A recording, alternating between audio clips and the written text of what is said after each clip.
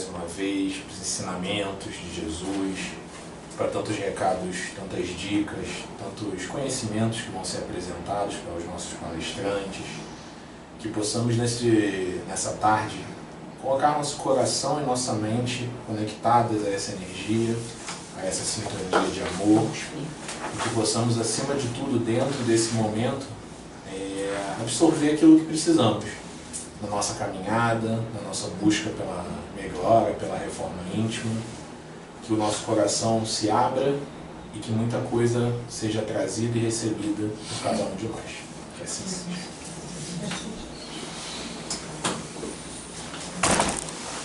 Muito bom, posicionei a câmera, chega no final eu dou um bico na câmera. Você desposicionou. Comemorou, estava comemorando. Né? Tava tão feliz. Sejam todos bem-vindos e bem-vindas a mais um encontro mensal dessa família Gresg. A gente está dando continuidade aqui ao Livro dos Espíritos. Quem é que estava no último seminário do Gresg? Vou começar a fazer chamada, vou botar um monte de... Se virar papel básico. Eu sou reincidente, vazar de papel. Ó, tem várias mãozinhas levantadas. A gente fica tão feliz quando a gente vê esse monte de mão levantada. Foi uma experiência super legal, né? Foi o nosso segundo seminário, que seja o primeiro e segundo de muitos que a gente tem para fazer pela frente. Legal, a gente não vai dar continuidade, claro, ao tema bem-aventurado, a gente está retomando aqui o nosso livro nosso estudo do Livro dos Espíritos. Mari, no nosso último encontro, quem que esteve aqui no último sábado? Na última aula? Olha, mãozinhas levantadas! Sim. Estamos bem, né? Mãozinhas levantadas! Né? Mari falou, ela conversou sobre os diversos níveis, né? As diversas classes de evolução dos espíritos. E eu fiquei muito doido, porque eu não pude estar presente aqui na aula, mas eu fiquei imaginando como é que a gente poderia abordar isso. Uma coisa meio soldado, tenente, capitão, né? A gente vai subindo de nível. E aí eu fiquei até falando depois com a Mari. Pô, Mari, deixa eu até estudar. Não, no início eu estudei o capítulo errado, achei que a gente fosse dar aquela aula, mas você já tinha dado.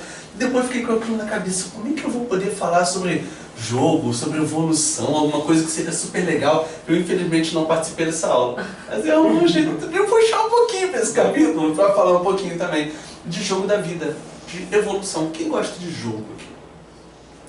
Só nós dois, cara. Ninguém, só a gente aqui. Mas alguém gosta de jogo, de se divertir? Defina jogos. Né? Defina jogos. Viciar e apostar a casa. Eu tô falando da gente se divertir. Jogo de tabuleiro, não é só jogo de celular. Jogo de tabuleiro e tal, dadinho.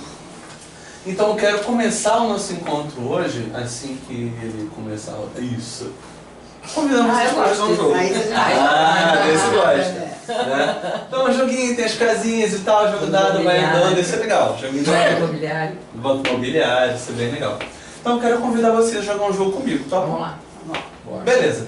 Vocês vão ser o peãozinho branco, tá? E aí tem outros três. Sim, posição. Já escolhi que vocês vão ser brancos. Assim, vocês podem escolher qualquer cor, desde que seja branco. Pode ser assim? Que aí fica mais democrático, pá, Esse é o jogo da vida? Mas o jogo da vida a gente não tem livre-arbítrio. A gente não pode Então, é o carrinho branco. Dá pra fazer qualquer carrinho desde que seja branco. Não tô entendendo. Então vamos lá. Agora que a gente combinou que vocês vão jogar com o peão branco, vai ser o seguinte: a primeira coisa que eu preciso que vocês saibam desse jogo: não é uma competição. Tem que ser uma competição. Ela vai embora, não gostou. Sem competição, não. Esse jogo eu não quero mais jogar. Só se eu estiver me comparando com o outro. Anota isso aí. Hashtag fica a dica. Anota isso aí que a gente vai abordar sobre isso. Mas beleza, não é uma competição, ok? E vamos fazer o seguinte: o peão verde. Todo mundo vai começar na casa 1, tá? Justo. Só que não. Ué? Como assim? O vermelho ele vai começar na casa 4. Tá? Tô gostando não. Tava todo mundo empolgado pra jogar o jogo antes, agora já não tem gente gostando. Então tá, o verde, eu gosto tanto do verde. O verde ele pode. Opa, calma. O verde ele pode jogar 2 vezes a cada rodada. Tá bom. Até aí, tá bom? Tu tá de verde, né? Essa democracia tá meio esquisita. Tá, e outra Quem coisa. fez essas regras? Eu já ia perguntar isso. De repente surge aí quem foi que fez a regra. E assim, vocês que são brancos, faz o seguinte, dá um passinho pra trás, deixa o amarelo jogar na sua vez. Aham. Pode ser? É preferencial? Eu sou mais velha. Alguém aqui tá com o mesmo entusiasmo do início? Antes de Não, vocês verem? Ninguém mais quer jogar esse jogo. Ninguém quer jogar. Né? Mas alguém já parou pra se perguntar por que o vermelho começa na casa 4? Eu queria saber, eu gostaria de saber. Por que vocês estão tão incomodados? Por que vocês estão tão incomodados com o vermelho na casa 4 se não há competição no jogo? Sim, não há competição, mas aí a gente fica naquela, pô, por quê? Né? Por que todo Por mundo que não ele tem? pode? Todo Por que mundo ele não tem que eu não tenho? Todo mundo não tem a mesma. É justo? É justo isso. Por que eu fiquei fora do tabuleiro? Eu tava na casa 1, agora eu tô fora da casa 1. Não tem jogando mais, jogando fora. Tantas injustiças no mundo. Exato. É, gente, que coisa, a gente fica assim, né? É isso aí. Fica a hashtag chateado por isso, que a gente saiu do tabuleiro ali agora. Cara, vamos tentar entender o seguinte, gente. Nesse jogo, conforme eu falei, né, o jogador vermelho ele começou ali na casa 4, mas a gente não conhece a história do jogador vermelho. Né? E ele já está jogando, ó. Há várias encarnações. Ele já errou, Vai, ele roda, já vai, acertou. roda, vai, roda. E ele está numa partida diferente da sua.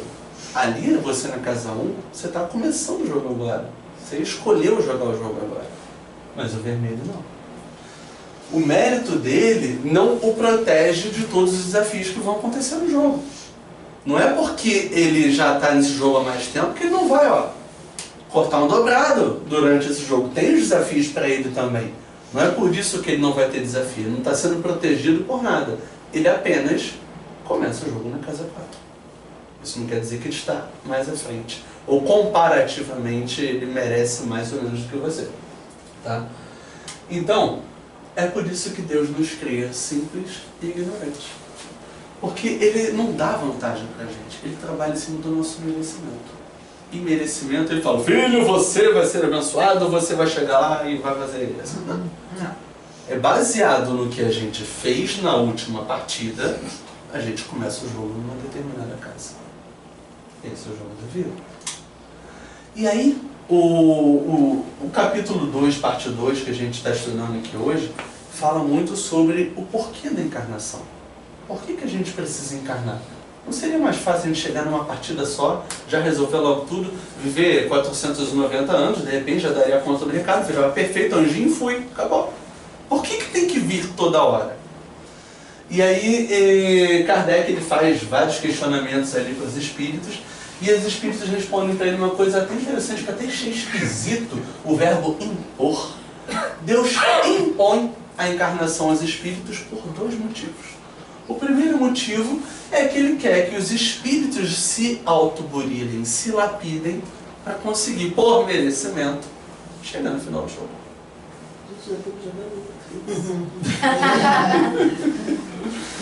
Então, Deus, como o criador da regra, ele dá a chance aos seus peões que vocês joguem quantas partidas forem necessárias, até vocês virarem o jogo, até vocês vencerem o jogo.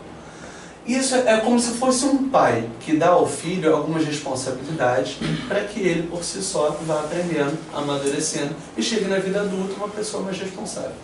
Essa é a sacada do criador das regras. Né? E como é que ele vai mandando essas regras? Como é que define essas regras para a gente vir jogar essa partida que a gente está jogando hoje? Existem 3 estilos de jogo, 3 maneiras diferentes de a gente jogar essa partida. A primeira é através de uma missão. O que seria uma missão? Seria uma encarnação com o objetivo de ajudar as pessoas próximas da gente. Jesus. Jesus veio em missão. Veio para transmitir uma mensagem. E a gente tem várias grandes personalidades que surgiram aqui para nos trazer ensinamentos, para nos trazer recados. Elas tinham suas missões. Então elas não vieram, independente de qual casa está na 1, casa 1, casa 4, qual é a cor do peão, eu não queria saber disso. O objetivo era vir aqui para envolver, para as pessoas que estavam à volta aprenderem alguma coisa. Então esse espírito vem em missão. Mas também tem um espírito, o botãozinho aqui de trás está meio... Né? Exatamente. Problemático. Aí o espírito pode vir também em prova. O que é prova? É um desafio para ou você, no amor, cheguei assim pro departamento de encarnação, falei, gente, olha só, eu já sou capaz, eu já resolvi, já sei exatamente o que eu preciso. Eu já sou um cara que lido tranquilo, nem sou orgulhoso. Eu lido tranquilo, pode me colocar qualquer desafio aí que eu vou dar conta dele, cara. Então, esse espírito, ele vem em prova, para ele ser provado se ele passa de ano ou não. Como qualquer aluno que estuda, e aí vem a prova para saber se ele adquiriu aquele conhecimento ou não. Então, a encarnação é organizada, é planejada como uma prova para que aquele espírito consiga comprovar que ele evoluiu. Ou ele está em inércia. Ele está lá, assim, o jogo está parado ali. Chega a vez dele, não, vou ali pegar uma coca, joga o dado aí, não vou jogar não. Aí depois ele vem e fica lá, em inércia.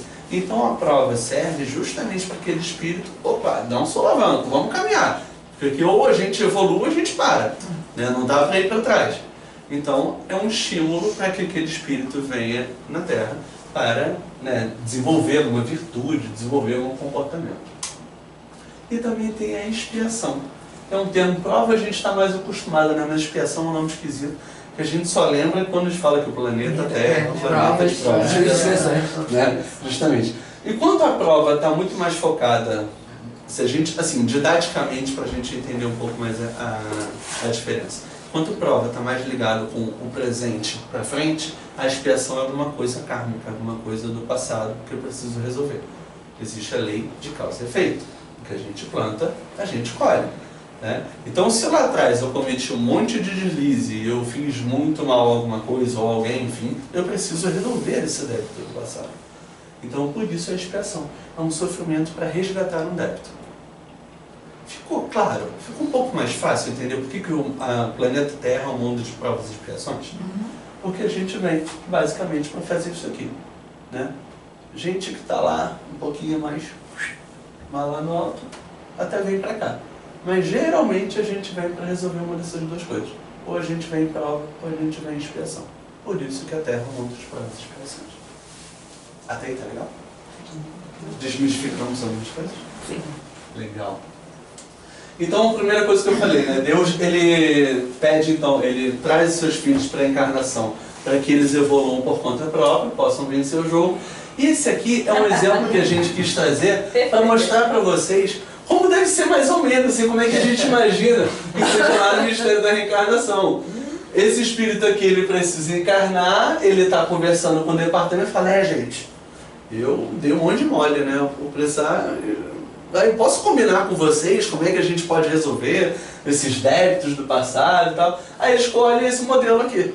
Né? Aí ele pensa, vou encarnar então nesse modelo aí. É um jeito jocoso, mas só para a gente imaginar. Né? Ele pode estar vindo em expiação, porque tem um sofrimento. Por exemplo, ele causou muito mal a alguém, ou então ele maltratou muito o seu próprio corpo, e aí ele vem com algum tipo, né, de deficiência para poder valorizar mais, cuidar mais do próprio corpo. Ou ele pode até vir em missão, porque independente dele ter alguma deficiência, ele está ali para ensinar algo àquelas pessoas. Então, se ele é um espírito em missão, ele pode ter escolhido esse modelo aqui para que ele possa ensinar alguma coisa para aquelas pessoas. E qual é o segundo motivo? Né? É justamente realizar a nossa função na grande obra da criação. Então, quando a gente vem à Terra, a gente não vem só jogar a nossa partida, não vem só jogar o nosso jogo. Existe uma grande engrenagem, como se o planeta Terra fosse uma empresa e cada um de nós fôssemos colaboradores. Então, a gente precisa chegar a exercer bem a nossa função para que a empresa como um todo consiga prosperar. Então, existe a evolução do indivíduo e existe a evolução do todo. Qual é o nosso papel nessa grande obra da criação? A gente sabe que o planeta Terra está saindo de provas e expiações e está indo para um mundo de regeneração. Então, filho, a empresa está prosperando, a empresa está indo. A questão é, você é um funcionário exemplar que vai acompanhar, vai para a nova filial, alguma coisa assim, ou vai ficar para trás? Vai passar a barca, vai te levar. Né? Então, é mais ou menos essa a analogia que a gente quer aqui. Então, independente da função, independente do papel que a gente exerça, a gente está fazendo isso pela nossa evolução e para as pessoas que estão à nossa volta. Então, isso aqui é para simbolizar que todos os colaboradores precisam da ajuda uns dos outros para que essa engrenagem realmente funcione. E o simples fato da gente encarnar no planeta Terra já tem pelo menos uns 5 pontinhos aí de sofrimento. Bem-vindo. Bem-vindo. Welcome. Bem-vinda. Bem-vinda também. Por causa da câmera.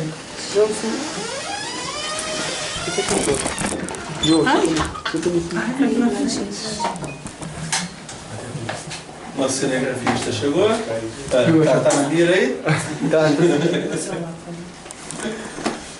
Legal, gente. Então a gente está falando aqui, né, dos motivos da encarnação. E o simples fato da gente vir jogar o jogo, da gente vir aqui em encarnação, já tem alguns sofrimentos envolvidos. Só o simples fato da gente chegar aqui. Um deles é a redução do perispírito. Imagina que a gente está espírito assim, pátria espiritual, volitando, aprendendo, palestrinha, viaja para lá, anda nas nuvens, faz tudo isso. Só que para a gente encarnar, a gente está encarnando num fretinho, né? Numa coisinha miudinha. Então a gente precisa fazer uma eu sempre erro essa palavra. Miniaturalização, é isso? Mini o quê? Tá, vou ter que repetir. Entendi, Miniaturalização. Fica pequenininho. Eu até testei em casa, mas eu desisto. Para que a gente possa se conectar. Mais ou menos. Para que a gente possa se conectar, então, aquele feto, a gente possa ir desenvolvendo no mesmo tamanho. Né? Então, assim, eu já fiz isso várias vezes, acredito, só não lembro como é que é. Mas imagino que já deva ser um processo aí dificultoso. Né? Você tá lá assim, depois você tem que ficar todo encolhidinho para você ir crescendo de novo. Deve ser uma coisa meio sofrida.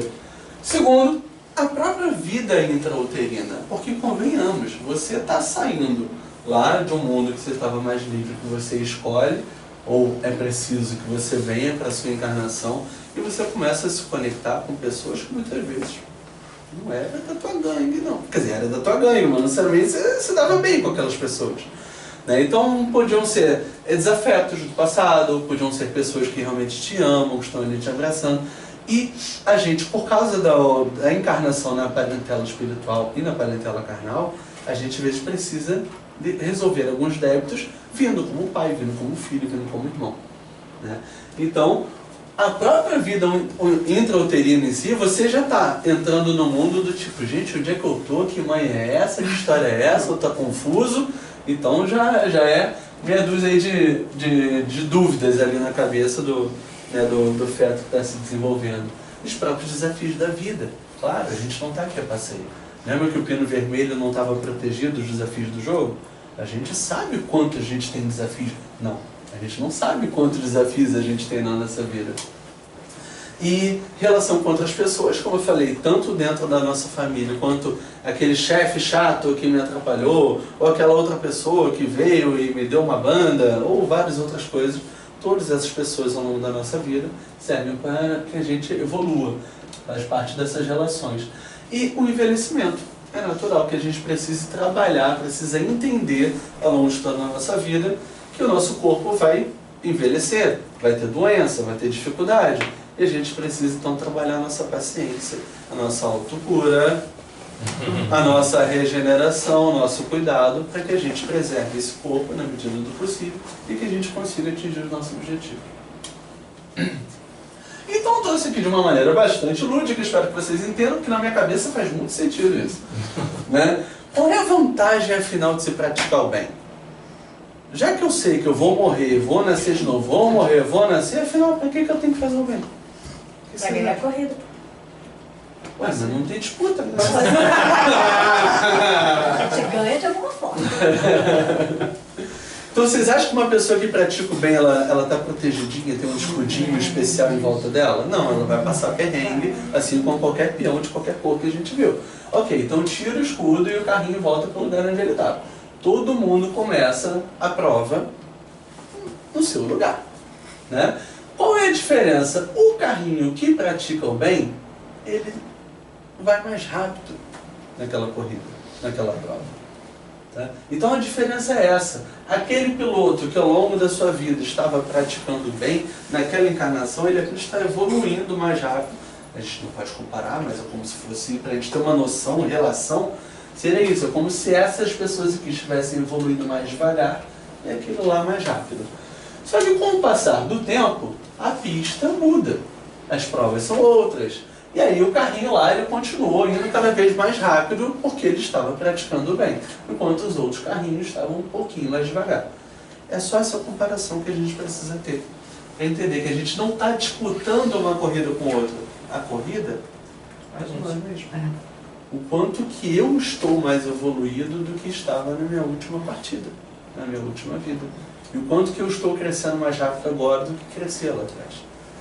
Então, sempre que a gente parar para se preocupar com a vida do outro, a pessoa tem ou não tem, eu sou ou não sou, para avaliar o quanto você é em comparação ao que você era antes.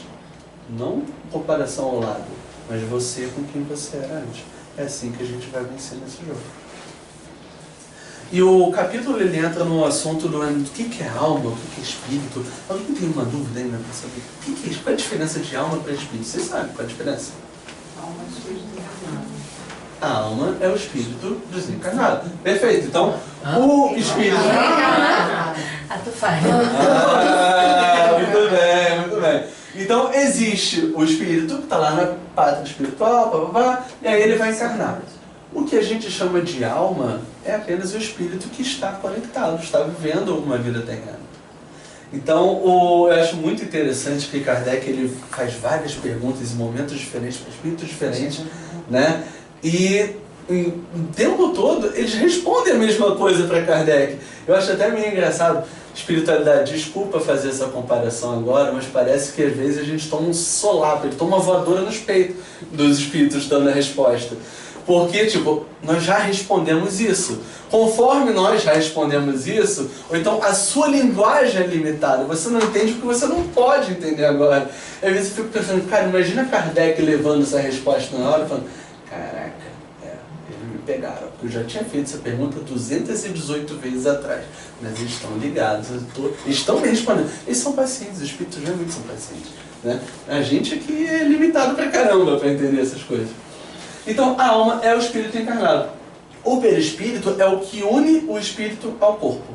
Tá? Então, é a conexãozinha entre o espírito, que aqui dentro é a alma, e o corpo físico. E se vocês quiserem saber mais sobre o perispírito, eu sugiro que vocês coloquem na sua agenda. Dia 28 de abril, a gente vai ter um encontro aqui, conversando bastante sobre o papel do perispírito. Então já coloquem na agenda do seu celular. Não, bota daqui a pouco. Dia 28 de abril a gente vai ter um encontro só sobre isso. E algumas pessoas perguntam, e eu confesso que eu tinha essas dúvidas também, sobre afinal, o espírito ele fica dentro do corpo ou ele fica fora? Vocês nunca se perguntaram isso? Só eu que pergunto esse tipo de coisa. Não, mas é fixa, né? Fica dentro, tem hora que fica dentro. Eu não sei, eu era curioso mesmo. Quando eu vi que Kardec também tinha essa dúvida, eu falei, yes, maneiro, que bom. Que ele pôde perguntar e ele recebeu a resposta, eu descobri a resposta. O espírito é como se ele fosse a luz numa lâmpada. Ou seja, está dentro ou está fora? Está emanando, está ali em volta, né? Só que existem as duas coisas aqui são verdade.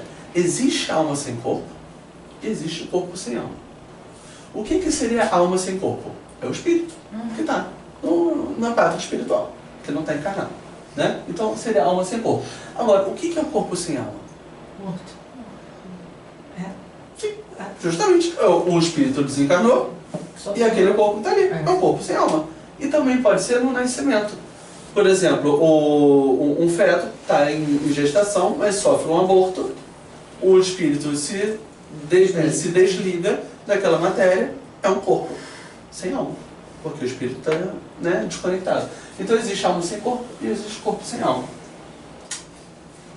E afinal, qual é a casinha? Onde é que a alma fica?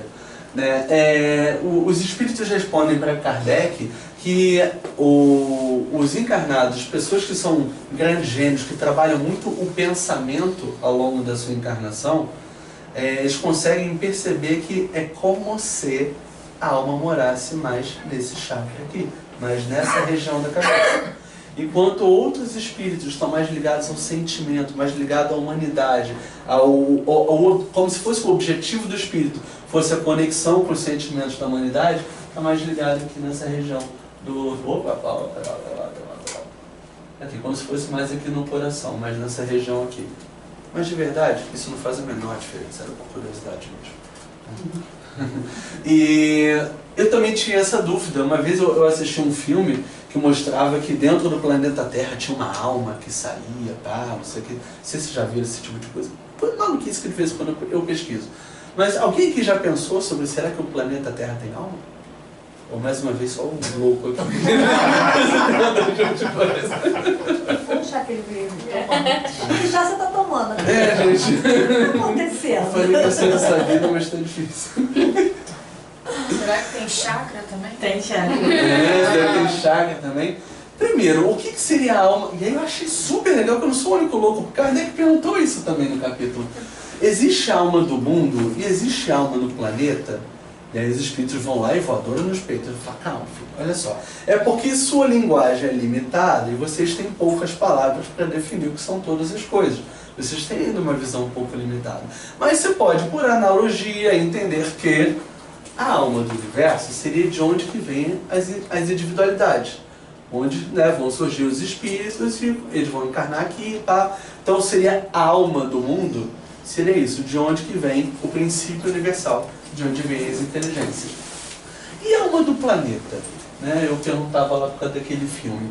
E aí eles explicam que é como se fossem, a gente pode entender como todos os espíritos abnegados, dedicados ao cuidado com o planeta e o cuidado com a nossa vida. Então os espíritos do bem que estão aqui o tempo todo dando aquele suporte pra gente, sempre que a gente precisa. Então como se a união de todos os espíritos fosse a alma do planeta. Aí eu já me satisfiz com essa resposta, eu fiquei tudo bem. Não fiquei mais tão curioso assim.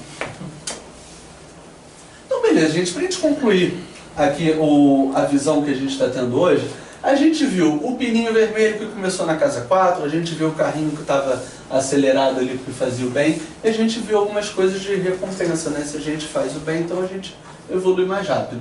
Mas eu fiz uma pergunta no nosso grupo durante o nosso treinamento, que eu fiquei encasquetado para encontrar uma resposta. E aí eu combinou que a gente ia tentar encontrar a resposta hoje com a ajuda de vocês. A Mari vai trazer uma explicação muito interessante sobre o materialismo, sobre toda a continuação desse capítulo, mas eu queria que vocês ficassem também com essa pulguinha atrás da orelha do jeito que eu fiquei. É orgulho se achar merecedor de algo que a vida ainda não nos deu?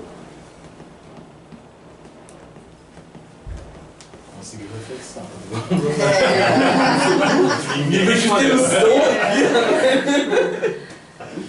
Seria muito orgulho da minha parte eu reclamar com pô Deus, caraca, eu sou do bem, fazer uma coisa legal, pá, meu carro até agora.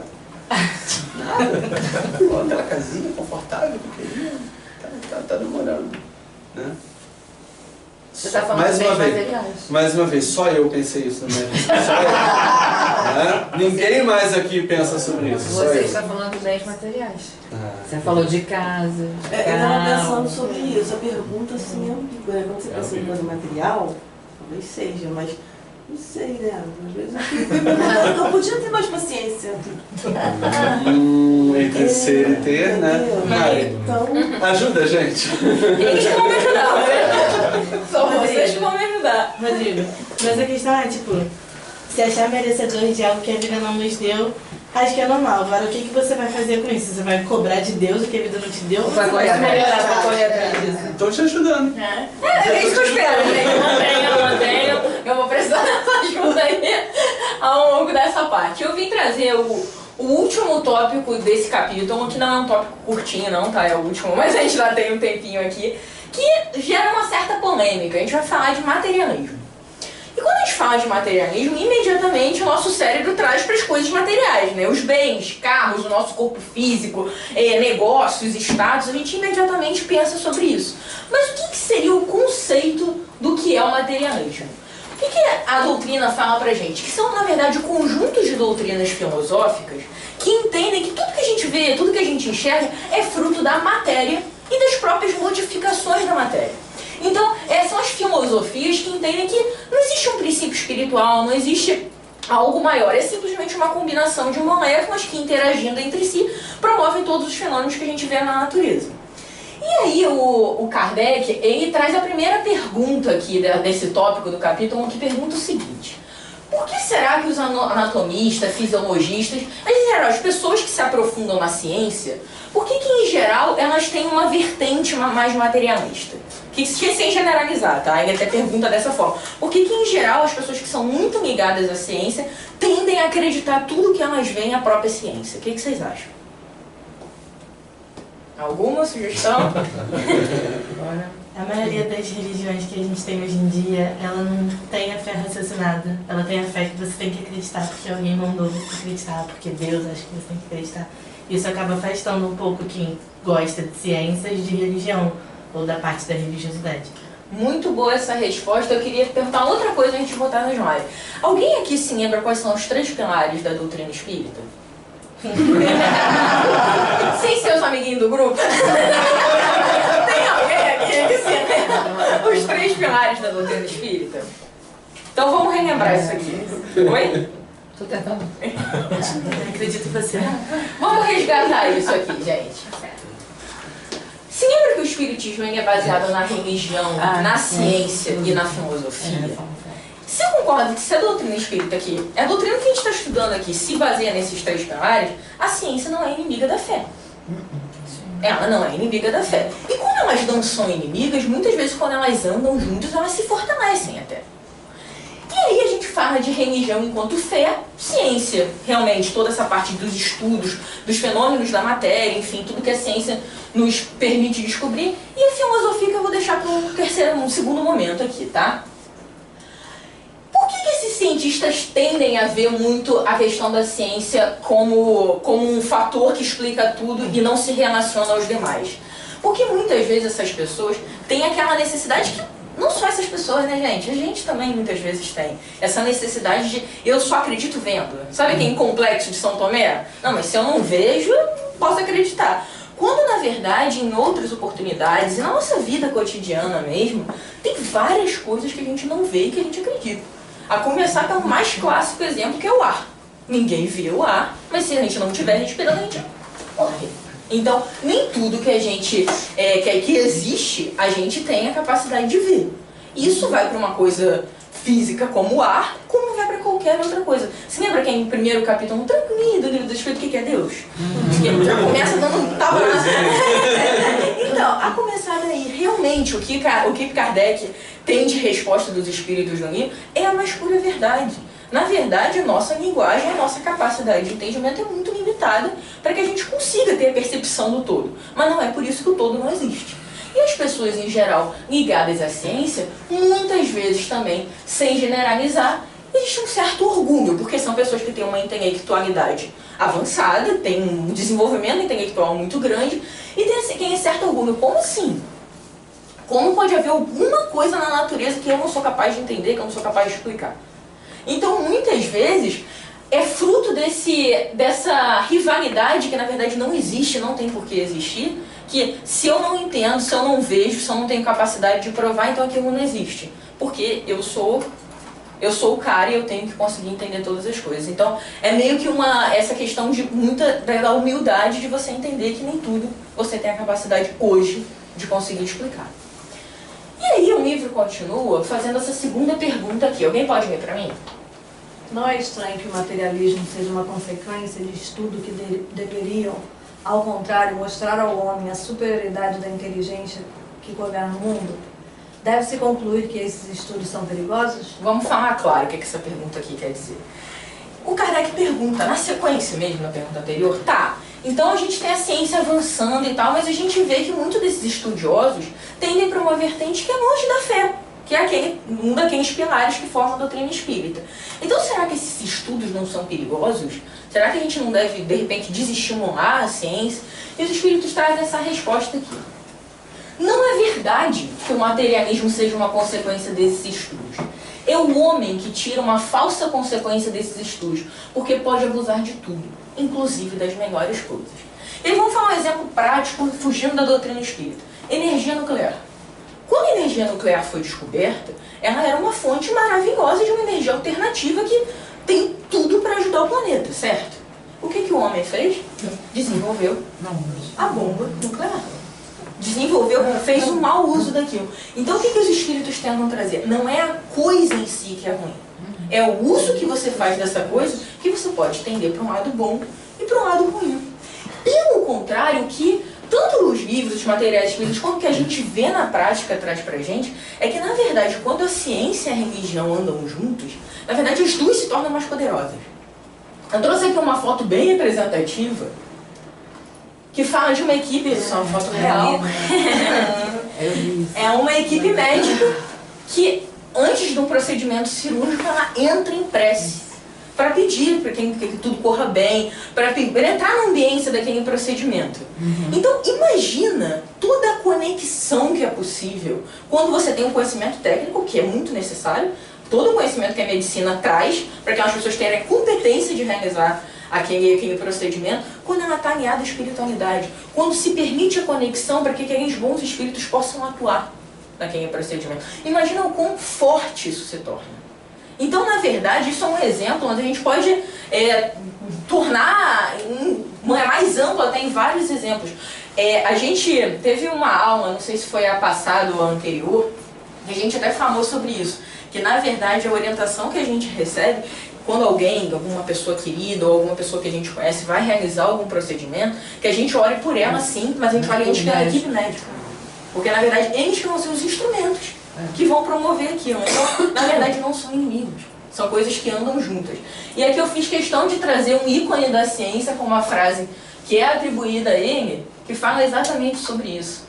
Einstein, o ícone total da ciência, que diz o seguinte pra gente: quando eu abro a porta de uma nova descoberta, já encontro Deus lá dentro. Isso é de uma beleza e de uma riqueza e uma humildade impressionante, porque antes de qualquer coisa que o ser humano é capaz de descobrir, ela foi criada por Deus. Então, cada coisa que você se permite acessar, na verdade você está descobrindo algo que não foi criado por você. Então já tinha Deus lá antes. E aí, a gente dando continuidade a isso daqui, a gente fala, e aí, Isabela, eu vou entrar um pouquinho no que você falou, tá? No teu exemplo. Qual é o grande argumento daqueles que não acreditam em Deus? Dos ateus que a gente traz. Que, na verdade, as religiões, no geral, e aí não atribuindo somente a religião espírita, mas também, na verdade, é que as religiões, em geral, elas transformam o ser humano em marionetes.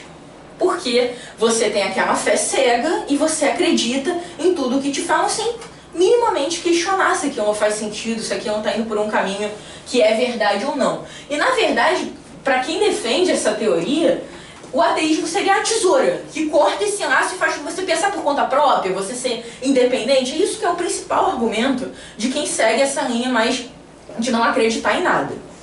E o que a doutrina traz pra gente aqui? Que, na verdade, gente, muitas vezes o que separa o remédio do veneno é a dosagem. E quem é essa dosagem? Você lembra que tem o terceiro pilar, que é a filosofia? Na verdade, ela entra como a fé que crê e a razão que pensa.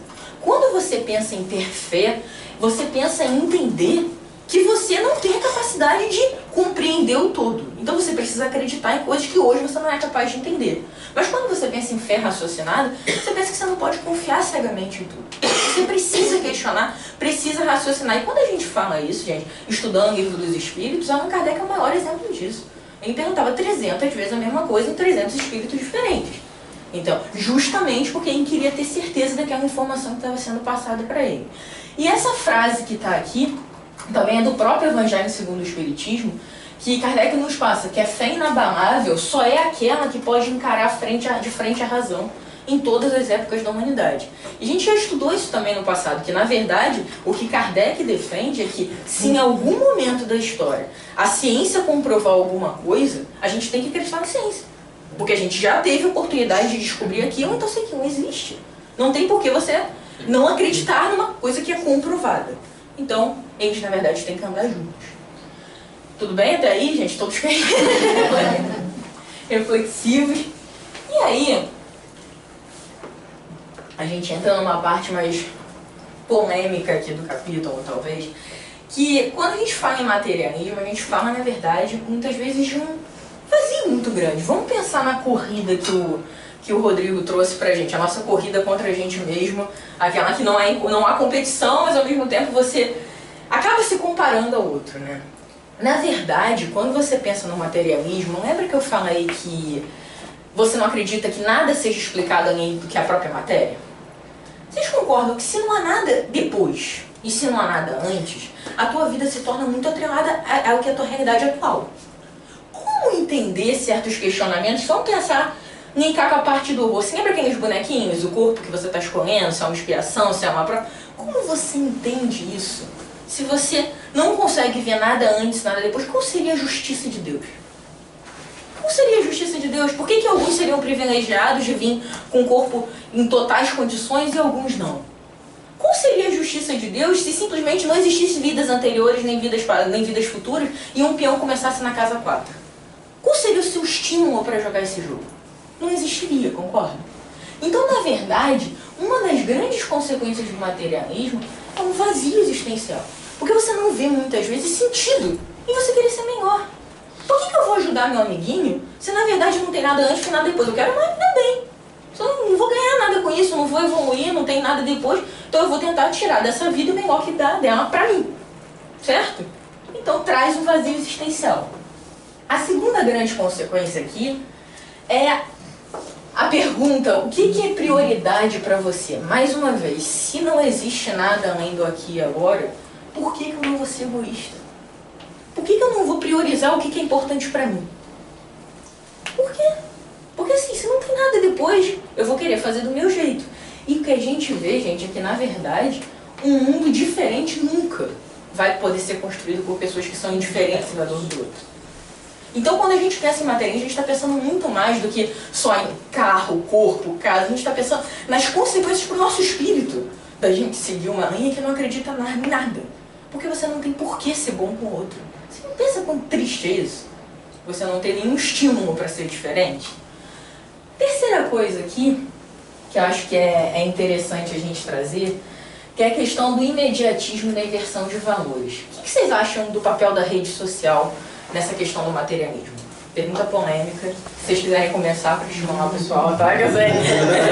Agora a gente pode falar. Agora Então, liberado. Tá bom? O que vocês acham do papel da rede social, dessa conectividade em alta, nessa coisa de imediatismo e inversão de valores? Acho que o povo só aposta a parte boa, né? Só o palco. Não mostra os bastidores. E vocês acham que isso traz uma visão de comparação muito grande? Todo. E Pode o falar. próprio consumismo também. Você vê aquela pessoa postando como se a felicidade dela tivesse atrelada às coisas que ela tem e aí você quer ter também. Seria muito forte falar que é como se cada pessoa passasse a ter um código de barra, não é mesmo? Medido meio que por quanto você vale, é meio que atrelado ao quanto como as pessoas te enxergam. Não é que ela tenha efetivamente um código de barra nela, mas você avalia o outro pelo aquilo que ele te mostra. Só que na verdade ele só te mostra muitas vezes a parte boa da vida.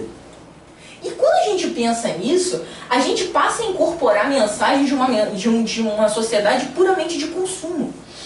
De consumo. Você se compara, você quer a realidade do outro, você o tempo inteiro só vive naquele universo de materialismo, o que eu tenho mais, qual foi a viagem que foi melhor, qual foi a foto no melhor lugar. E você, na verdade, para de pensar no que você tem que construir no todo para construir. Pode falar.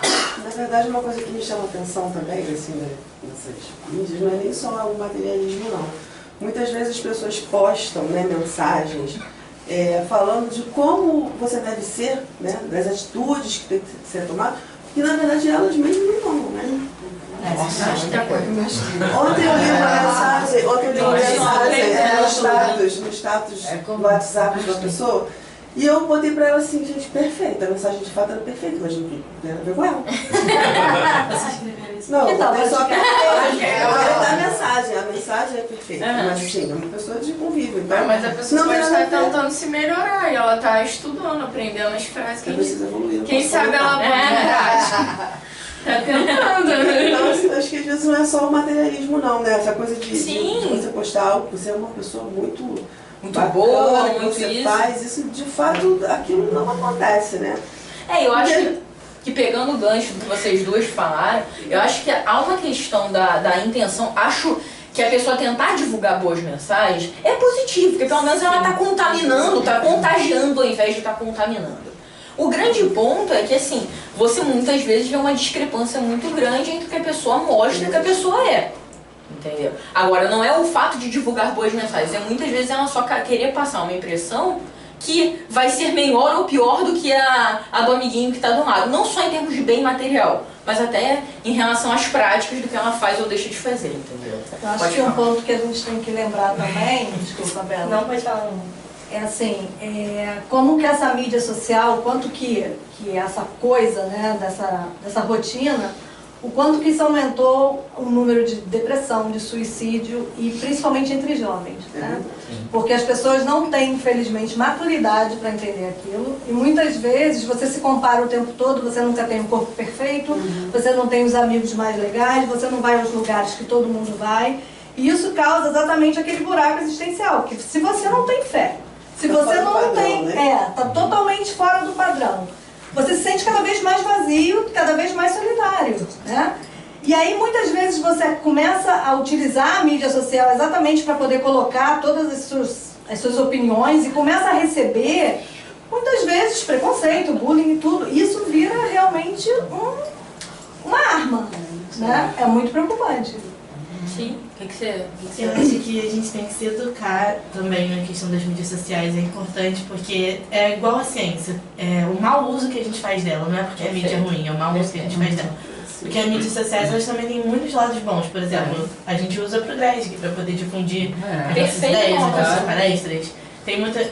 Ano passado, quando eu estava passando por um momento complicado, eu segui tanto perfil de mensagem boa no Instagram, de coisa que eu precisava ler, que eu precisava ouvir, tipo, me ajudou muito, então acho que tem um lado bom e lado ruim, é neutro. A questão é como que a gente usa, então a gente tem que se educar em relação a isso. E educar o próximo. Eu acho perfeita a colocação das duas, falando, só para pegar o gancho ali do que a Isa falou, é exatamente isso. O problema não está e nunca vai estar na coisa, tá? No que você faz sobre ela. E até na própria responsabilidade do que a pessoa que está postando tem também, porque assim, a gente fala muitas vezes de maus exemplos, mas existem bons exemplos também. Vou pegar 2 casos aqui recentes, só para ilustrar, sem fazer juízo de valor sobre pessoas, tá, gente?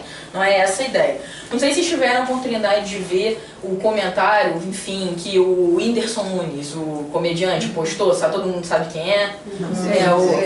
Ele falou, e assim, ele é um cara que está muito atrelado à alegria, risada e tudo isso, e ele sempre foi conhecido por esse lado comédia dele. E aí ele postou, enfim, essa semana agora, falando que na verdade ele tem muita vontade de viver e que na verdade ele se sente muito sozinho.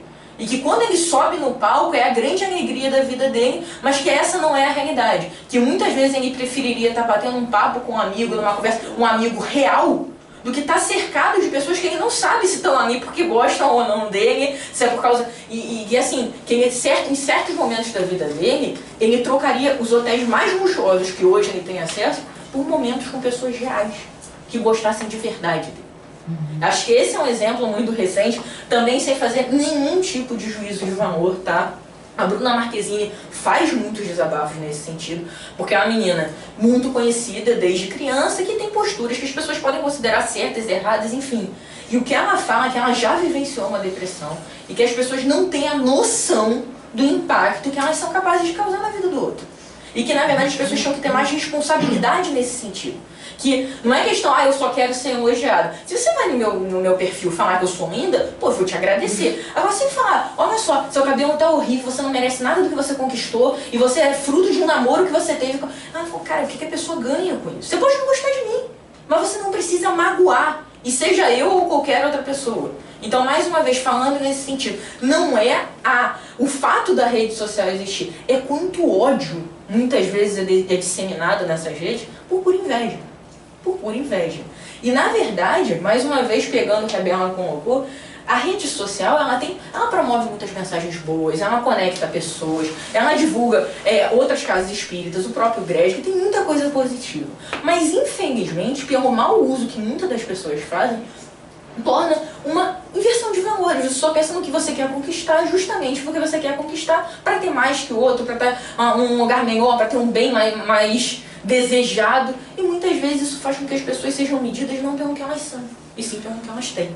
E isso é muito ruim. Mas uma coisa também que está acontecendo, um movimento muito legal, é que, como esse menino, o Anderson, né? O Whindersson. A Lady Gaga e todas essas pessoas que têm qualquer tipo de problemas sérios, né? Que passam por depressões, por síndromes, o Padre Fábio, que eles vão e compartilham, porque é exatamente isso, a gente só vê as coisas boas.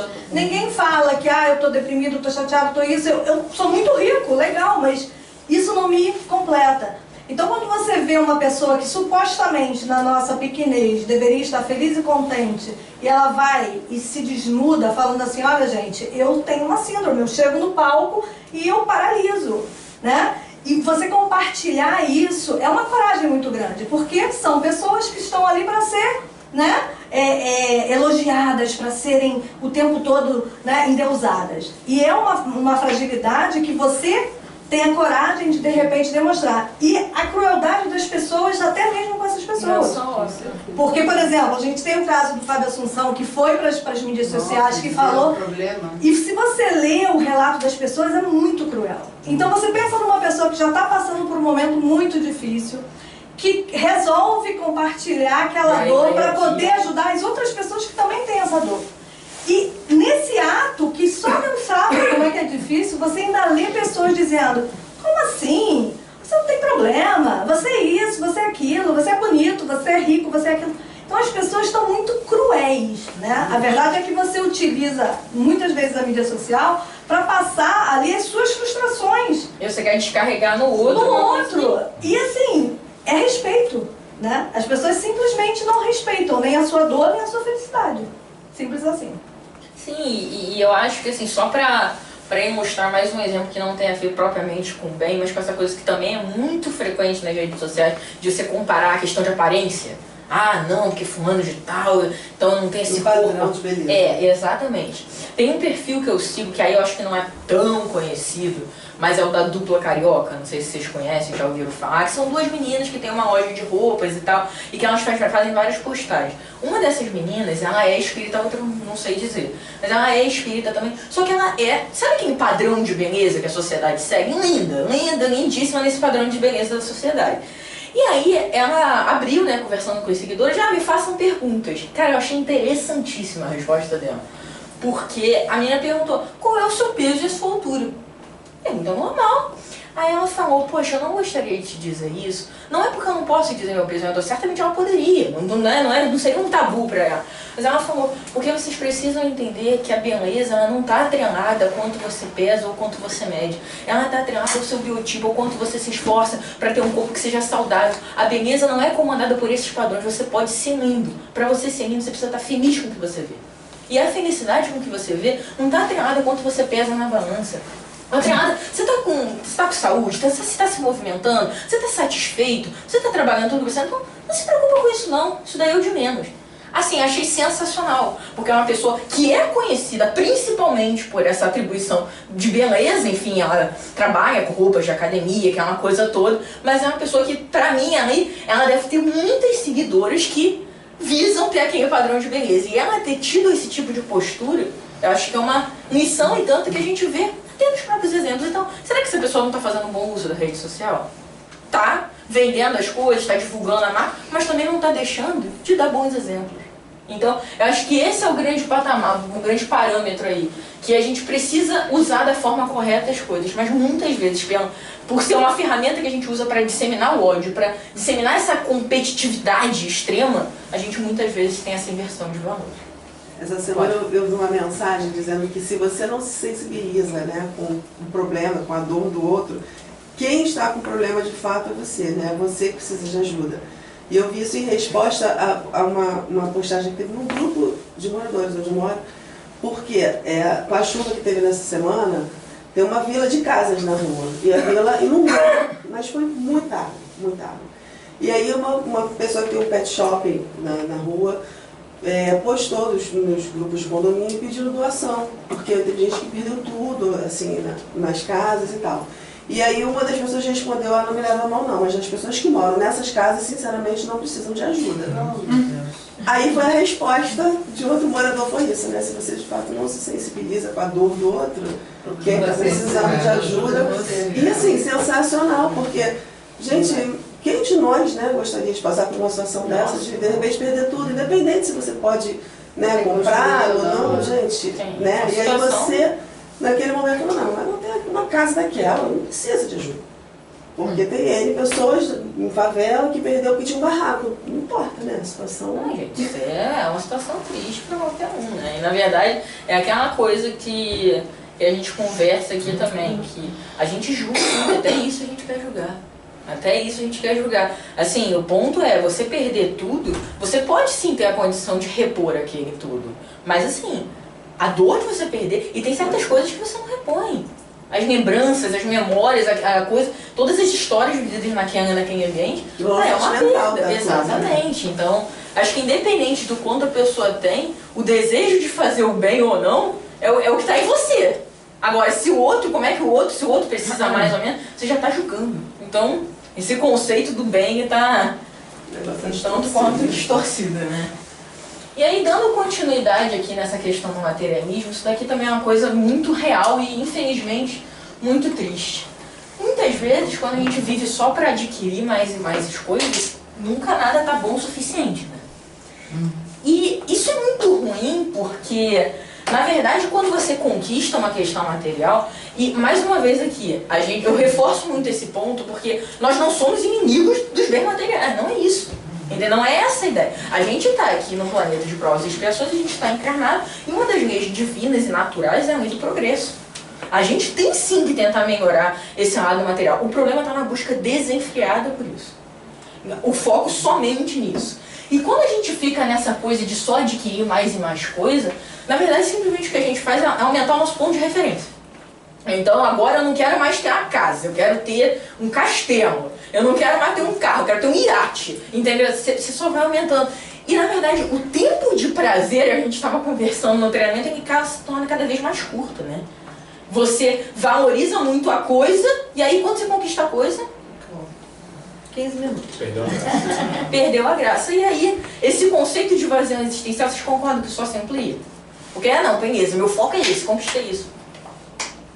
Meu foco é a próxima coisa, conquistei a próxima coisa.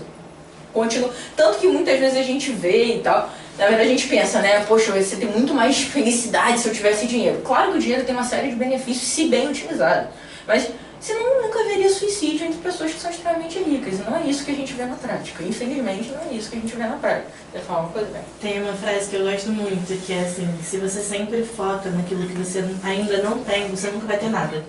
Tipo, eu colhei essa frase no espelho, porque tipo, cara, tudo bem, eu ainda não tenho, sei lá, uma vaga na faculdade de medicina, mas poxa, pelo menos eu tenho pré-vestibular. Talvez eu não tenha ainda o relacionamento dos meus sonhos, mas tem uma pessoa que tá do meu lado e me ama. Sabe, talvez eu não tenha ainda isso, mas eu tenho alguma coisa. E o que é importante é você focar no que você tem, né? Pra parar com essa busca. Dar o devido valor ao que você conquistou. Assim. E também dar um valor, Berna, eu acho que acrescentando, ao caminho, né? Porque muitas vezes a gente só foca ali no resultado. E aí pegando já o gancho, começando a responder a pergunta do Rô, tentando, né, começar a responder essa pergunta, na verdade, muitas vezes a gente se acha merecedor de coisas na vida que a gente ainda não está preparado para ter. A gente não está preparado. E às vezes o merecimento está em você não ter tido aquilo ainda.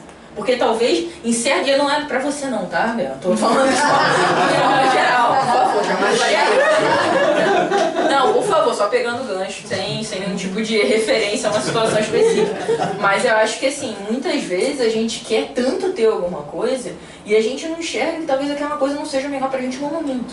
Então a gente fica nessa coisa de conquistar isso, conquistar aquilo. E será que aquela... Conquistou ao longo também. Exatamente. Se você vai dando o valor ao caminho, você vê que, na verdade, até você atingir o objetivo final, você conquistou pessoas, você conquistou aprendizado, você conquistou outras oportunidades, que você se tornou uma pessoa muito mais pronta pro objetivo final do que você era lá quando você começou a desejar. Não faz sentido para vocês? Faz sentido. Então, continuando aqui, por fim, não menos importante, eu acho que talvez a consequência mais triste, por assim dizer, no materialismo, é que todo esse vazio, todo esse imediatismo, ele te deixa meio que sem forças para lutar. E é muito ruim você não ter forças para lutar, porque é aquela coisa que a gente falou, se você não acredita em nada, se, por exemplo, cometer um suicídio, parece uma ideia assim, então tá, se não vai ter nada, não tem nada antes, não tem nada depois, então eu vou acabar com o meu sofrimento. E na verdade isso é muito triste, porque a gente sabe todas as consequências que um suicídio pode trazer. E mais uma vez, essas consequências não são punição. Essas consequências são fruto das marcas que você deixou no seu próprio perispírito e que você vai precisar expiar ao longo das próximas vidas. Então, na verdade, quando você pensa em ter força para lutar, muitas vezes esse acreditar em algo maior, acreditar que na verdade tudo tem um sentido, embora você não consiga entender aquele sentido, embora aquilo doa em você, é isso que muitas vezes te faz sentir amparado e ter força para seguir em frente. Imagina como é difícil você simplesmente não acreditar em nada nessa hora. Vocês concordam comigo? Então essa eu acho que talvez seja a consequência mais triste realmente de você não acreditar em Deus. É que você, nos momentos de mais adversidade, de mais dor, você se sente perdido. E isso, quando você acredita em Deus, realmente você sabe que você tem com quem contar. E que tem uma razão maior para tudo aquilo. Então, acho que é um dos grandes pontos também. E aqui, a gente entrando já no final, vamos lá, tentando responder agora sim a questão do Rodrigo. O grande ponto que está atrelado a você se considerar merecedor é que muitas vezes a gente faz uma inversão desse caminho. Se lembra da mensagem de abertura que eu falei, que eu jurava para vocês que não tinha sido planejado? É exatamente isso. Muitas vezes a gente condiciona que eu preciso ter coisas, ter posições, preciso ter dinheiro, eu preciso ter troféus, eu preciso ter diplomas, eu preciso ter status, eu preciso ter carros, casas, aviões, eu preciso ter bens para que eu possa ser amoroso, para que eu possa ser pacífico, para que eu possa ser bom, ser honesto. Quantas vezes a gente não fala isso? Não, esse é o mais clássico de todos, gente. Não, eu vou ajudar, mas como é que eu vou ajudar se eu não tenho dinheiro? Quando eu ganhar dinheiro, aí sim eu vou ajudar. A gente quer barganhar. A gente já barganha com Deus. Fala assim, Deus, olha só, se eu ganhar na loto, eu vou dar 5% para caridade. 5% com você.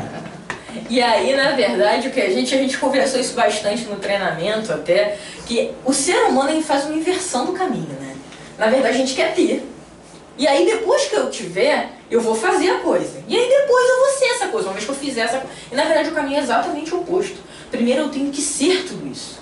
Quando eu for tudo isso, eu vou começar a praticar melhores ações. Eu vou fazer coisas diferentes. Porque quem é bom não faz coisas ruins. Quem é honesto não vai ser desonesto. Quando você se torna aquilo que você acredita ser o correto, quando você se torna essas coisas, você começa a ter ações que são coerentes com quem você é. E quando você começa a ter ações com quem são coerentes com quem você é, lembra tudo que tudo se conecta? Não é que quem faz o bem está protegido. Não é isso, que nem o Rodrigo falou. Você não tem a proteção porque você está agindo certo. Não, você vai continuar sendo desafiado, você vai ter outras provas para desenvolver outras características. Mas aí sim, com as suas ações, você vai ter a possibilidade de ter coisas. Então não é assim, eu vou ser bonzinho para ter um carro. Não é isso. Eu vou ser bonzinho, eu vou aprender que isso daí é o de menos. Que não importa, que é legal se eu tiver um carro. Mas eu vou tirar o foco em ter esses bens todos e pensar em falar, olha, talvez eu possa ser muito melhor. E aí se eu conquistar essas coisas, pô, vai ser legal também. Mas esse para de ser o foco da vida. Então, na verdade, a questão de ser merecedor está em você aprender a inverter o caminho. Primeiro seja bom, primeiro seja honesto, primeiro seja amoroso. Depois faça coisas que comprovem que você é aquilo. E o ter, que vai vir como consequência. E o que não vê, gente, não vai ser mais tão importante assim. Porque você vai ver que não tem esse peso todo. Então acho que essa é a questão, não sei se você quer acrescentar alguma coisa aí. Excelente. Tem. Tá perfeito. Tem dois amigos aqui que já estudaram esse ciclo da realidade antes. É justamente, a gente não pode inverter. A gente primeiro tem que lutar para ser, para depois a gente começar a tomar atitude até que a gente vai ter. E durante o treinamento a gente viu um ponto de vista assim, que foi interessante até para a gente trazer para vocês, que a gente entendeu que a gente joga várias partidas desse jogo, né? Só que o que a gente tem é uma coisa que a gente arrumou emprestado, que Deus nos emprestou durante aquela partida. Nada disso a gente vai levar para a partida seguinte. Nada do que a gente tem. Mas a gente leva o que a gente é. Então faz parte do jogo a gente desenvolver o que a gente é, porque isso vai ser para sempre. É isso que vai fazer você começar da casinha lá da frente. É isso que faz o peão começar da casa 4. Nesse nosso esforço de ser, o ter perde a importância. É isso que eu falei. Talvez não é que você vá ser e aí automaticamente você vai ter. Você vai ter o mesmo peso. Entendeu? O seu foco muda, a sua essência muda e você diz, nossa, eu estava brigando por aquilo, isso não... E talvez você aprenda a valorizar mais o que você tem, ao invés de querer... Você só pode ter essa visão, a visão se você tiver o ser, porque senão a sua vida vai ser um ter. Exatamente. E vai ter um ter vazio, né? Eternamente insatisfeito. Então, né? Sim. Porque é exatamente isso. Eu me lembro de uma palestra do Rossandro que a gente assistiu, e o Rossandro é um psicólogo espírita maravilhoso que tem vários insights assim muito legais. E ele fala o seguinte, que na verdade, quando você adquire um bem, por exemplo, você quer um carro, quer muito um carro, aí você consegue aquele carro. Aquele prazer de ter o carro vai durar, no máximo, uns 15 dias. Até todo mundo que você conheça ter visto o carro, até você ter, né, andado... Parou, acabou. E aí, quando acabar aquela vontade, aquela satisfação, você vai querer uma outra coisa, né? Então vai ser sempre assim, é um ciclo que não acaba nunca. E aí ele... Exatamente. E ele fala que quando, por exemplo, você vai tomar um café com um amigo, você tem uma conversa de 15 minutos com esse amigo, de qualidade, essa sensação de bem-estar e satisfação duram por 45 dias. Quer dizer, olha a diferença, brutal, né? E quando a gente fica tentando preencher todos esses vazios com coisas que são coisas. E tem, porque assim, é igual uma criança, eu tenho esse brinquedo, brinquei, enjoei, quero outro. É esse o grande problema do ter, né? É muito vazio. E aí você entra nesse ciclo totalmente vicioso, que nada te completa. Sim, nada nunca vai estar bom. Não, nada nunca vai estar bom. E você fica cada vez mais impaciente, mais intolerante, mais. Quer dizer, totalmente oposto ao que você tem que adquirir como ser humano para poder se sentir equilibrado. Você se afasta do caminho. Exatamente. E aí, falando um pouquinho, só para concluir, eu acho que é muito nessa linha do que vocês falaram mesmo, que na verdade, eu acho que o ter, além de perder a importância, como a gente colocou aqui, você vê que isso tudo, na verdade, não significa grande coisa. Na verdade, além de perder a importância, você valoriza mais o que você tem. Porque, na verdade, a gente muitas vezes, acho que foi até a Bela que comentou lá no início, que a gente não pensa muito no que a gente tem hoje. Talvez eu não tenha o carro do ano, mas, cara, eu tenho o meu carro. Ou talvez eu não tenha o diploma da faculdade, tal, mas, poxa, eu tô tendo a oportunidade de estudar, eu tô tendo a oportunidade de alcançar quem caminha. Então você passa a valorizar mais o percurso e as pequenas conquistas de cada dia. Porque imagina, gente, todo mundo tem grandes objetivos e é importante ter grandes objetivos. Mas se você condicionar só quando você alcançar aquele grande objetivo e desvalorizar todos os dias da sua vida, vai ficar a vida... Aquela última que você pode até acontecer. Você vai acontecer uma vez? Aconteceu. Pá, comprei, pá.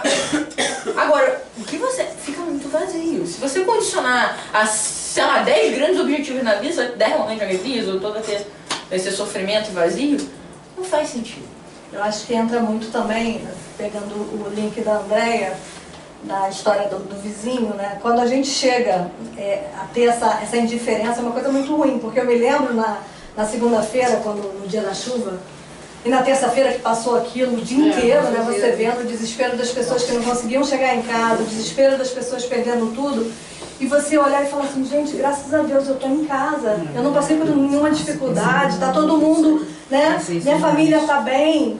E de você ser grato por isso e você ficar extremamente, sabe, assim, penoso por aquelas pessoas que nem em casa conseguiam chegar, né? E quando chegaram, de repente, viram a sua casa toda alagada, destruída.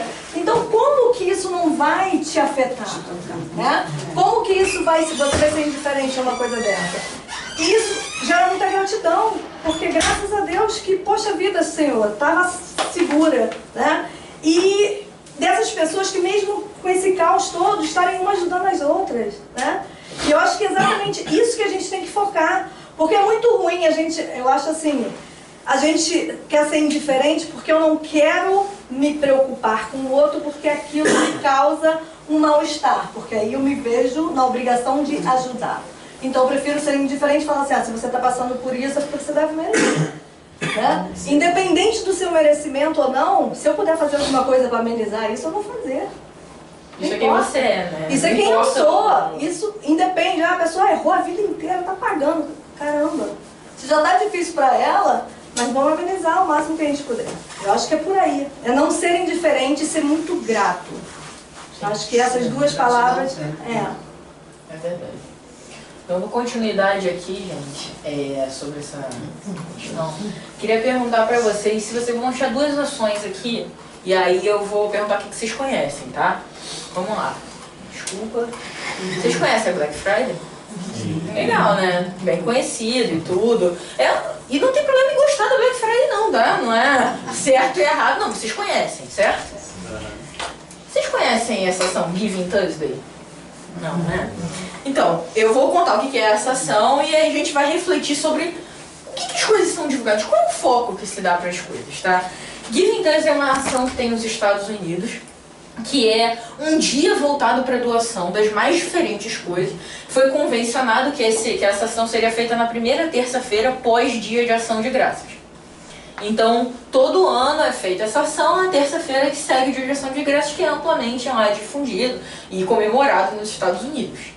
E aí, o grande ponto que eu quero trazer dessas ações não é questão de ser certo e errado, gostar de uma e gostar de outras, é que a gente precisa refletir sobre o que é divulgado pelas grandes mídias e a gente tentar absorver coisas que sejam mais edificantes. Que o tempo inteiro eu falei aqui, que a questão do bom e do mau uso que a gente tem das coisas. Cara, as duas ações existem. Então, assim, a mídia tem um papel de divulgação importante e muitas vezes a mídia divulga o que dá mais ibope, o que dá mais retorno, é uma indústria. Muitas vezes é isso que acontece. Mas a gente tem essa ferramenta que a internet trouxe pra gente, a gente pode conhecer muita coisa. Então, também para ficar a reflexão, o que a gente busca conhecer? Qual o tipo de perfil que a gente está seguindo?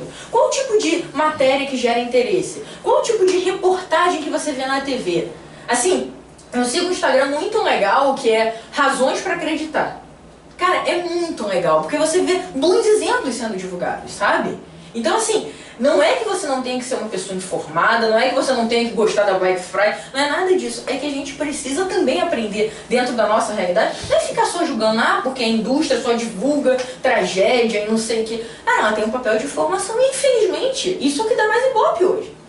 Mas a gente tem a possibilidade de usar essa ferramenta para buscar coisas que são muito mais edificantes. Vocês concordam comigo? E aí a gente consegue sair, na verdade, do nosso grande objetivo, infelizmente hoje, que ainda é colar nossa foto nesse negócio aqui.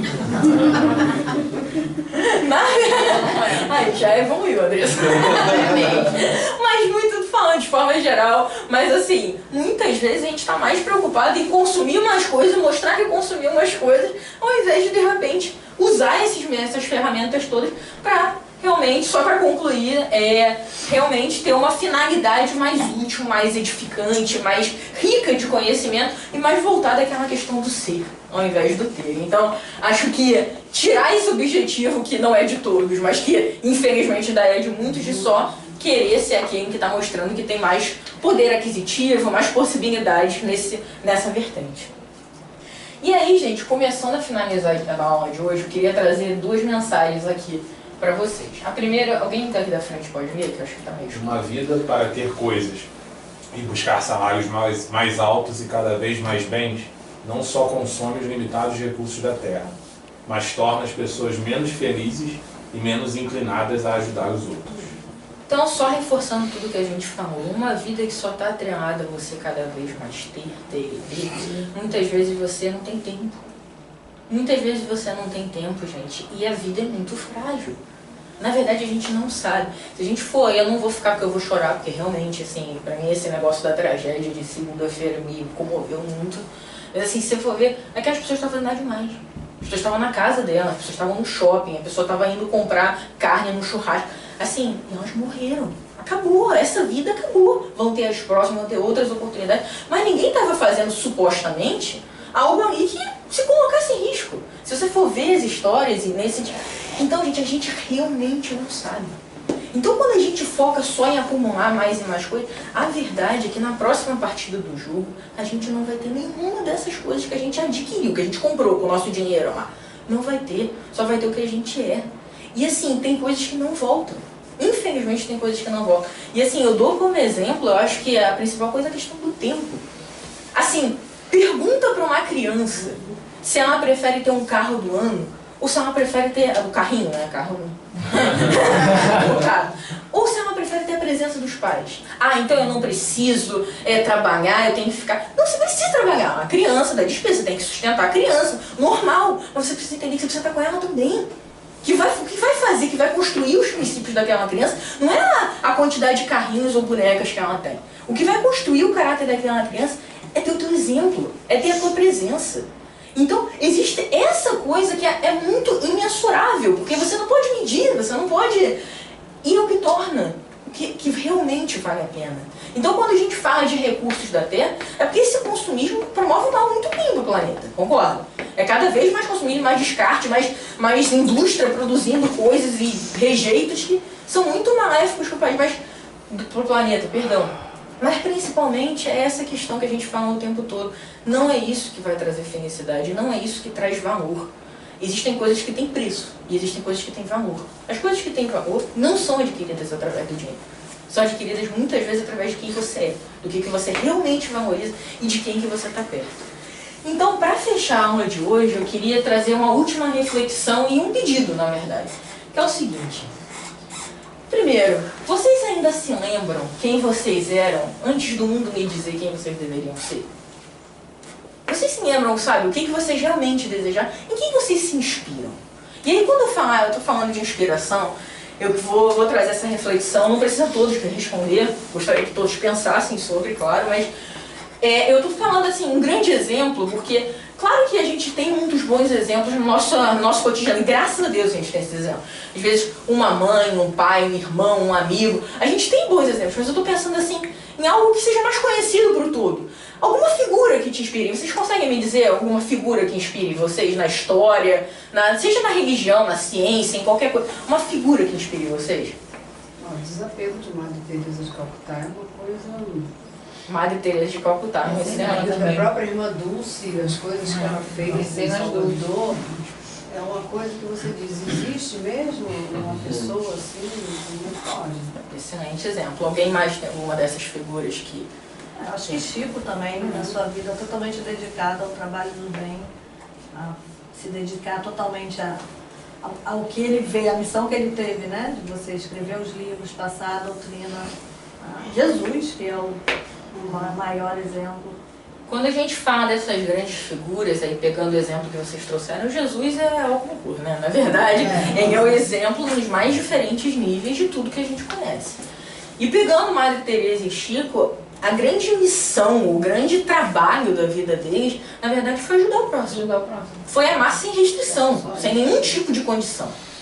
E, não, mas o desafio é que vocês sejam assim, infelizmente não dá. Não vou propor um desafio que eu não sou capaz de fazer ainda. Não vou propor. Mas o grande ponto é quando a gente fala em tanta informação, em tanta conectividade, em tanta coisa que estimula esse materialismo, o desafio, gente, hoje é imitar a sua fé. Você não acredita que seja legal a postura da Madre Teresa, de Chico, de Jesus como um todo?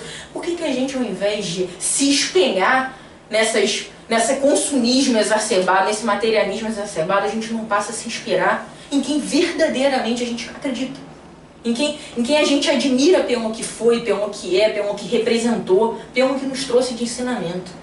Eu acho que esse é o grande ponto da mensagem de hoje. Se o objetivo da encarnação é a gente realmente evoluir enquanto espírito e nesse processo ajudar o planeta como um todo, a gente precisa se inspirar em quem fez isso. Então, que o nosso grande foco, não só desse mês, não só dessa aula, mas das nossas vidas, seja realmente a gente imitar a nossa fé. E essas pessoas que a gente tem fé, vocês podem ter certeza que não valorizaram o que tinham, valorizavam o que era. E a possibilidade de ser amor, de ser exemplo para o próximo. Então, acho que esse é o grande desafio, essa é a grande meta. E eu peço que, assim como eu, todo mundo tente entrar nesse processo e ver uma grande pessoa que gere esse tipo de sentimento para que a gente tente se inspirar nas nossas pequenas ações do dia a dia. Acho que é isso, gente. Muito obrigada.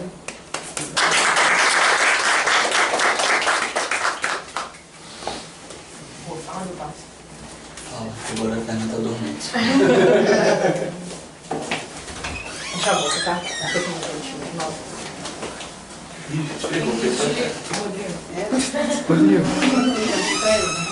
Pode pegar.